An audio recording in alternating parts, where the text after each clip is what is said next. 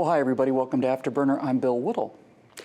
Well, it's the youth craze that's sweeping the nation. Silent Saturday. Yeah, that's what they called it in the New York Times anyway. It's a chance for kids playing in soccer leagues to do so without all the annoying cheering and rooting and encouragement from parents on the sidelines.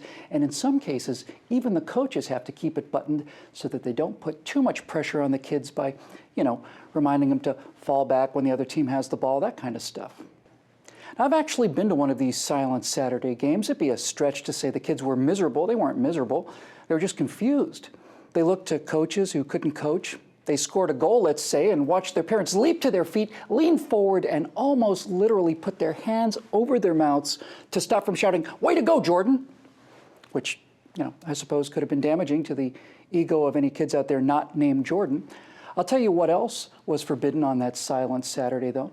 Parents were not only not allowed to cheer for the kid who got the goal, they also were not allowed to comfort and reassure the kid who had to be the goalie. It was Silent Saturday, all right. It was Solemn Saturday is what it was. It looked to be about as much fun as silently staying home and taking a nap, both for the kids and the soccer moms and dads who'd parted with their money and their precious free time to get their children out for team sports in the first place. But what things like Silent Saturday have really done is to rob children of something very, very precious.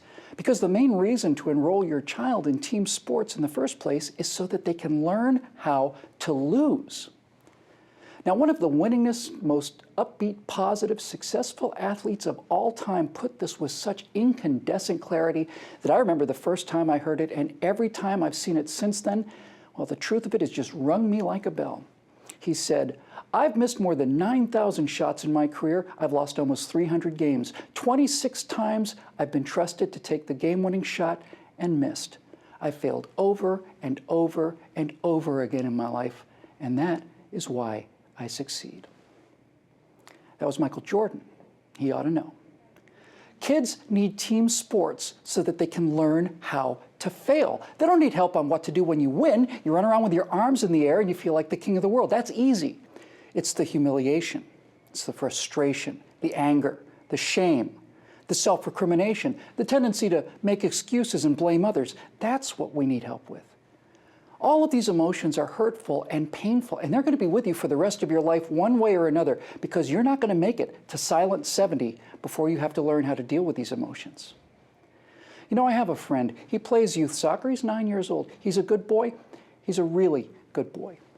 When I watched him score several goals in one game, I was proud of him. But when I watched him get beaten, not beaten, whipped, blown out, and I saw the anger and the shame and the humiliation on his face, but never surrender. When I saw him running at full speed to wherever the ball was all game long, well, that kid was Michael Jordan, to me anyway, and I was simply in awe.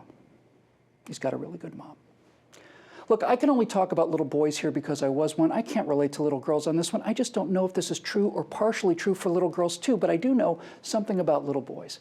And what I saw was a boy learning how to become a man right in front of my eyes, how to process and channel disappointment and anger and humiliation, and how on his own he figured out the only way to leave this game as a winner was not to give up, and he didn't. And if he had, well, that would have been a lesson too. I like that boy an awful lot. A lot of that is probably because he reminds me of this kid right here. This kid was about 9 or 10 years old when this picture was taken, around 1970 or so, and his game wasn't soccer. As you can see, it was baseball. Otherwise, they're pretty much the same kid. Now, this kid walked onto the church field on Key Biscayne, Florida, and just signed up. They put him out in right field, which is where you always stick the worst player on the team, and that's because he was the worst player on the team, which was called Maroon, by the way. Maroon went 0-10 that year. They lost every single game. But afterwards, the coach, Mr. Kirkwood, would give them some notes, tell them he was proud of them, that we'd get them next time, and then he took them all out and bought them all Slurpees. The next year, that kid moved from right field to first base. He still couldn't throw, but he could catch, and he could stretch and catch, and Maroon went from 0-10 to 10-0. That's me, obviously. Caught a line drive with my bare hand in the World Series, which sounds better than it looked with a 9-year-old at the bat, but still. Let me tell you something. It felt good just to win that first game. Everything after that was gravy. Now, by weird coincidence, about a decade later, I arrived at the University of Florida. The Gators had a hot new coach. Charlie Pell was his name. He'd just come in from Clemson, and hopes were very, very high. "Give 'em hell, Pell" bumper stickers were on every car in the city, it seemed. Well, the Gators went 0-10-1 that freshman year of mine. By season's end, people had cut and pasted the bumper stickers to read, "Hell, give 'em Pell." I wrote Charlie Pell a letter at the end of that season, telling that we were still with him and that we'd get him next year. He wrote me back. It was a really sweet letter, and I've still got it. And 15 years later, I found myself back at the University of Florida, dancing on University Avenue, kissing strange girls through car windows, when the Gators beat the Seminoles to win the national championship. It was the best night of my life, up to that point anyway.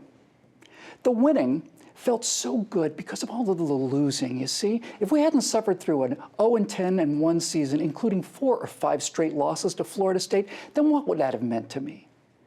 That's why Silent Saturday is such a bad idea. What if I'd gotten there at the reverse? What if I'd gotten there in 1996 instead of 1979? What if I'd started at 12-1 and a national championship and then gone to an 0-10 winless year?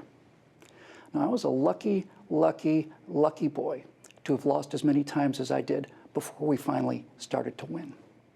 Oh, and one final thing. They're tougher than they look, you know, these little boys. They always have been. We were out in the wild, my 9-year-old friend and I, not too long ago, and there was the nature trail, and out there, climbing over the rocks and running down fallen logs, was the boy ape. And I kept calling him to come back to the trail, but he wouldn't come because he couldn't.